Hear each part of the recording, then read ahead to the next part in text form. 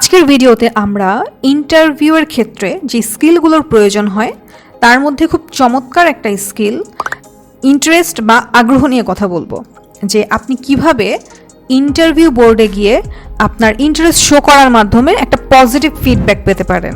তো আপনি যদি প্র্যাকটিক্যাল লাইফে খেয়াল করেন, মানুষ তাদেরকেই পছন্দ করে যারা তাকে প্রশ্ন করে বা তার সম্পর্কে জানতে চায়। তো আপনার সম্পর্কে যখন কেউ জানতে চাবে, খুব স্বাভাবিকভাবে আপনার তাকে পছন্দ হবে।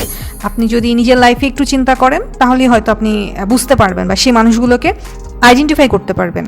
সো আপনার কাজ হচ্ছে ইন্টারভিউয়ারের জীবনের প্রতি বা তার কাজের প্রতি একটা ইন্টারেস্ট শো করা।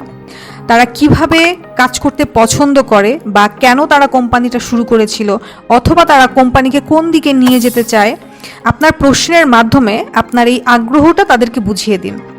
এবং আপনি যদি প্রপার ওয়েতে অ্যাপ্রোচ করতে পারেন, তাহলে তারা কিন্তু আপনাকেই সিলেকশন করবে, কারণ ইন্টারেস্টেড বা আগ্রহী মানুষকে সাধারণত সবাই পছন্দ করে।